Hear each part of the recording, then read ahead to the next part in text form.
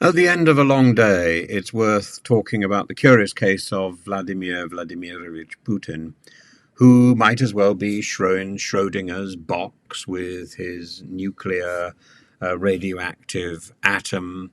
Only his box is a SMEG fridge, not even a magic lamp. Putin is certainly no genie, and there'd be a lot of rubbing should you want to get Putin out of his confinement. And I'm not sure whether he's even alive, whether he's simply replaced by body doubles or just out for a long nap. To understand Putin's position, quite apart from the Schrödinger option, let's imagine the Kremlin is now a bizarre masquerade where Putin's doppelgangers, each with a distinct and shifty gait, are strutting around mouthing what the power-hungry sycophants think Putin might have wanted to say at this particular moment. And while these clones are doing a rather passable job at looking serious, the real Putin, if he is even still in existence, has found himself in the precise quagmire he so desperately sought to avoid, the Cold War economic trap, but with a modern twist.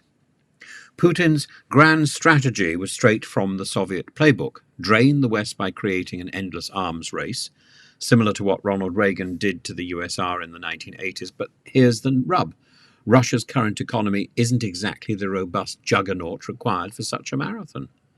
It's more like a marathon runner with a permanent stitch, jogging awkwardly, hoping to finish without collapsing. And the West, with its deeper pockets and greater economic resilience, seems perfectly content to play along. It's like watching a slow-motion train wreck where Putin's regime is the train and the track has been bombed out somewhere in the Donbass.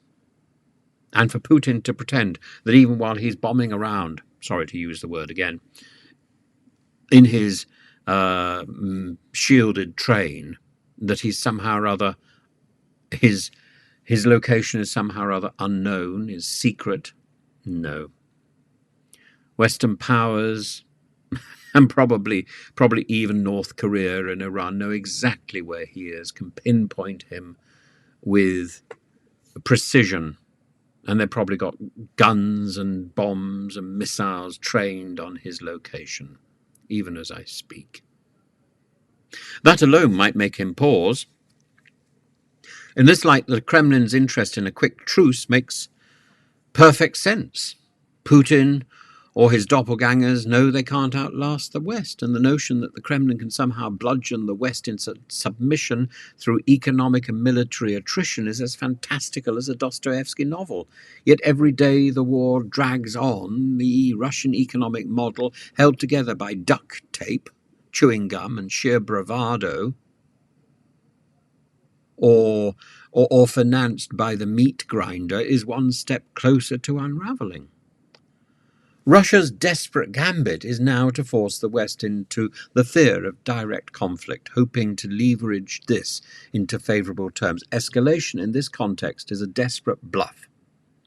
And Russia's attempt at destabilizing Ukraine with chaotic, poorly aimed shelling and kamikaze drone strikes or Iskander bombs, missiles, to destabilize Ukraine with chaotic chaos indicates more of a lack of discipline and precision than a coherent strategy. And their training wheels are still on, figuratively speaking, and the carnage they're causing is often as much due to incompetence, a temper tantrum, than to malice.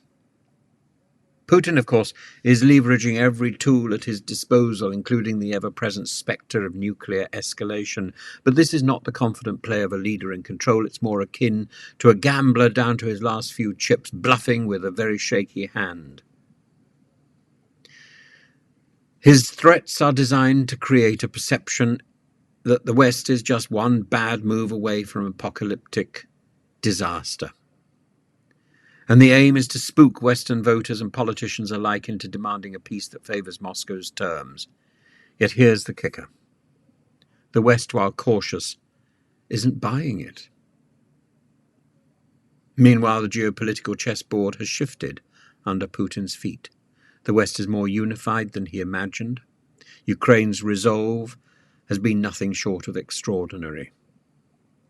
In trying to bait the West into a premature truce, Putin has found himself in a protracted conflict that resembles not the quick, triumphant military parade he envisaged, but a grinding war of attrition reminiscent of Afghanistan, a quagmire that bleeds not only his military but his credibility as well, and his very own lifeblood. It's like when you look at Putin, it's like looking at not the first Dr. Phibes film, but the second one, Dr. Phibes Rises Again, where he brings up the mummified body of his dead wife. What was it, Volnavia or something? Or maybe that's his assistant, and he speaks through a hole in his neck and pulls out fish bones. A brilliant performance by Vincent Price. Not so brilliant in the version done by Putin and his doppelgangers. Internally, the spectre of a new mobilization looms like a bad smell, like Farage flatulence. The last time he called up the troops, the exodus from Russia could have been it would have given the Great Migration a run for its money. Every call to arms now risks further destabilizing a country already frayed at the seams. His inner elite, his elite circle, may not show it, but the whispers of dissent must be growing louder. And every so often you hear, the elite are gathering in the Kremlin. A leader who has lost territory to an invader, something that hasn't happened to Russia since World War II. Looks more like a failing Tsar than a strategic genius. And then there's Crimea, that jewel in Putin's imperial crown, now precariously perched on the edge of an abyss. Ukraine, like Western weapons and support, is methodically severing the land route's supply lines, isolating the peninsula. Crimea, rather than being the symbol of Russia's resurgence, is turning into a potential albatross around Putin's neck, slowly being executed, slowly being removed, severed from its Russian body. Just the bridge remains, that artery. If Ukraine can continue its advances, it could force a situation where holding onto Crimea becomes untenable, a massive blow to the very heart of Putin's nationalist beating narrative. We have a surreal situation, in other words, where the possibly spectral Putin is presiding over a crumbling empire like Sauron in his last clinging days, propped up by a rotating cast of body doubles, bluffs, and wishful thinking.